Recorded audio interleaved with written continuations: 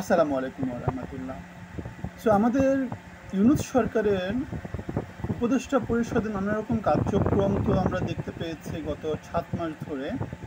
আমরা দেখেছি তারা এনজিওগ্রাম তৈরি করতে, আমরা দেখেছি চিটাগাং কেন্দ্রিক সমাজ তৈরি করতে, এবং তার ফলাফল হিসেবে আমরা দেখেছি গত 7 মাসে আমাদের বাংলাদেশের সমাজের, বাংলাদেশের রাজনৈতিক অঙ্গনে, বাংলাদেশের গঠনমূলক কোনো কিছু হওয়ার থেকে আমরা দেখেছি যে আমাদের তেমন করে কোনো অর্জন নাই।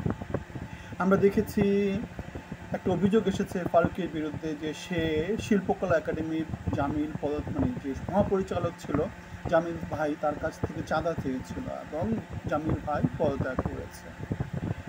অনেক শক্তিশালী ভূমিকা রাখার জন্য জামিল ভাইকে আমরা শুভকামনা জানাই। অন্যদিকে আমরা দেখেছি যে আমাদের যে ফারুকি, সে অস্বীকার করেছে এবং সে বলেছে জামিল ভাই নাকি মিথ্যা কথা বলেছে, এরকম একটা ব্যাপার স্যাপার। আমরা জানি কার সোশ্যাল স্ট্যান্ডার্ড কীরকম এবং কার মেরুদণ্ড কীরকম সেটা আমরা জানি না। আমরা দেখেছি গত 17 বছর ফারুকি কত সরকারের সুবিধা কীভাবে ভোগ করেছে। তার স্ত্রী তৃষা, মুজিব, ভূমি, নানা জায়গাতে আমরা দেখেছি, নানা ছবি টবিতে আমরা দেখেছি অভিনয় করতে এবং সুযোগ সুবিধা পেতে।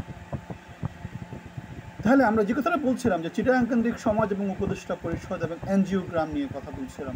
আমরা দেখেছি সরকারে নতুন একজন শিক্ষা উপদেষ্টা নিয়োগ হয়েছে নাহিদ ইসলাম। সে পদত্যাগ করে জাতীয় সিটিজেন পার্টি বা ন্যাশনাল সিটিজেন পার্টি যেটা আছে সেই পার্টির সমন্বয়ক হিসেবে দায়িত্ব নিতে, মুখ্য সমন্বয়ক বা যেটাকে বলে আহ্বায়ক হিসেবে দায়িত্ব নিতে।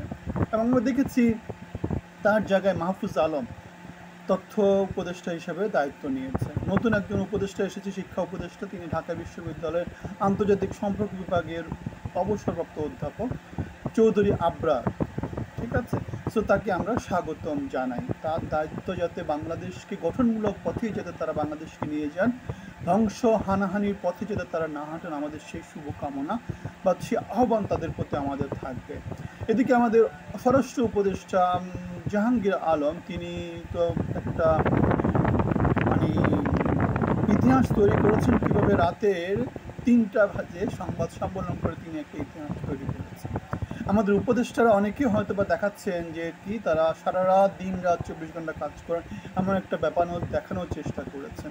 আমরা দেখতে পাচ্ছি আমাদের সমাজের পরতে পরতে যেভাবে মব জাস্টিস চলতেছে, যেভাবে জিল্লুর রহমান সাংবাদিক যেটা বলেছেন যে আমাদের কোনো এক সমন্বয় একটা হাসপাতাল ভেঙে দিবেন বলেছেন, নানা রকম অভিযোগ তো আমরা প্রতিনিয়তই দেখতে পাচ্ছি। আমাদের আইন শৃঙ্খলা পরিস্থিতির চরম অবনতি দেখতে পাচ্ছি। আমাদের সংস্কারের কোথাও কিছুই হচ্ছে না, স্টুডেন্টরা এখনো বইপত্র পায়নি। সরকার যে কি কাজ করছে, সরকার যে আসলে কিভাবে চলছে, অথচ 20 লক্ষ কর্মচারী তাদেরকে দিয়ে কাজ করানো, মানে যদি আমরা জানি লায়ন এবং শিপের কাহিনী, আমরা জানি, আমরা একটা গল্প হচ্ছে এরকম যে group of lion led by a sheep definitely will lose, and on the other side a group of sheep led by a lion will definitely win. আমাদের এখানে আমরা দেখতে পাই সব তেলা কারবারি, সব গিরগিটি টাইপের মানুষ না, সব আগেও খেয়েছে, আগেরটাও খেয়েছে, তলারটাও খেয়েছে, সব কিছু তারা খাচ্ছে। তারা দেশের জন্য কিছু করছে না, দেশের জন্য কিছু করবে না। ইউনূস সরকার, ডক্টর ইউনূস গত 2 দিন আগে সম্ভবত বিবিসি বাংলার সাথে একটা সাক্ষাৎকার দিয়েছেন। সেখানে তিনি তার সরকারের সফলতা তিনি ক্লেম করেছেন যে কোথাও কোনো রকম কিছু খারাপ কিছু হচ্ছে না, সব কিছু ভালো হচ্ছে, সারা পৃথিবীর লোকজন কেউ অসন্তুষ্ট না। আমরা গত 2 মাস আগে মনে বলেছিলাম ডাভোসে মোদিও গিয়েছে, ডাভোসে আমাদের ইউনূসও গিয়েছে। মোদি কি নিয়ে এসেছে? ইন্ডিয়ার জন্য কোটি কোটি ডলারের বিনিয়োগ নিয়ে এসেছে, আর আমাদের ইউনূস কি নিয়ে এসেছে? খালি হাতে ফিরেছে। তাহলে ইউনূস আসাতে আমাদের কি লাভ হয়েছে? সে আমাদের জন্য কি করেছে? সে 666 টাকা মেরে দিয়েছে, আর কি করেছে? দেশের জন্য কি করেছে? গার্মেন্টস কারখানা অনেকগুলো বন্ধ হয়ে যাচ্ছে, সেটা আমরা দেখতে পাচ্ছি। আর আরেকটা খবর এসেছে যে গত 1 বছরের তুলনায় এই 1 বছরে আমেরিকা থেকে এবং ভারত থেকে আমাদের আমদানি যে রপ্তানি যে বাণিজ্য আছে সেটা প্রচুর পরিমাণে বেড়েছে। আমরা যে ভারত বিরোধী কথাবার্তা বলি, অনেক কিছু তো আমরা বলতেছি অনেক সময় ধরে, 7 সিস্টার্সকে দিব, স্থিতিশীলতা, অথচ মস্তিষ্কতার পথে হাঁটতেছি, নানা কথাই তো আমরা বলতেছি, কিন্তু কার্যকলাপ আমরা যেটা দেখতে পাই সেটা হচ্ছে ভারতের সাথে আমাদের দ্বিপাক্ষিক যে বাণিজ্য সেটা অনেক বেড়েছে, এবং এই বাণিজ্যে সব সময়ের মতো ভারত আগানো আছে। ভারতকে যদি আমরা অনেক কিছু খেয়ে দিব, এটা করব ওটা করব, অনেক কিছু যদি বলে থাকে, তাহলে বাণিজ্যটা কমিয়ে ফেলার কথা, কিন্তু সেটা কমাতে পারছে না। সেটা বরং বাড়তেছে। আদানির সাথে আমাদের প্রচুর নানা রকমের আমাদের জ্ঞানজাম ছিল, আমাদের নানা রকমের অভিযোগ ছিল। আমরা দেখতে পাচ্ছি আদানি থেকে ফুল বিদ্যুৎ পাওয়ার জন্য আমরা তাদেরকে অনুরোধ করেছি। অন্যদিকে আদানি টেকনিক্যাল ইস্যু দেখায় তাদের বিদ্যুৎ সাপ্লাই বন্ধ করে দিয়েছে। সো বাংলাদেশ ভারতের উপরে প্রচুর নির্ভরশীল।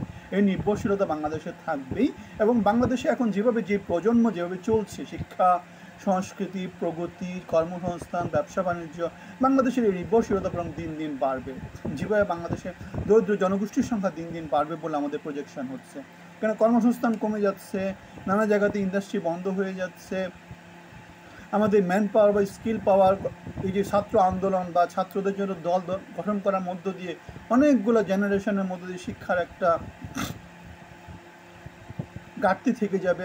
আলটিমেটলি তারা কর্মক্ষম জনগোষ্ঠী হিসেবে দেশের কল্যাণে তারা অবদান রাখতে পারবে না। আলটিমেটলি দেশ পিছিয়ে যাবে।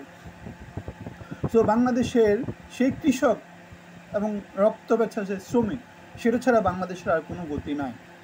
সো আমরা তারা যেটা বললাম, উপদেষ্টা পরিষদের যে সংস্কার, উপদেষ্টা পরিষদের যে বদলি, উপদেষ্টা পরিষদের যে কার্যক্রম নেওয়ার কথা ছিল, আমাদের এই উপদেষ্টা পরিষদ থেকে আমরা সেই কার্যক্রম দেখতে পাই না। আমরা দেখতে পাই সে রাতে 3টা বাজে সংবাদ সম্মেলন।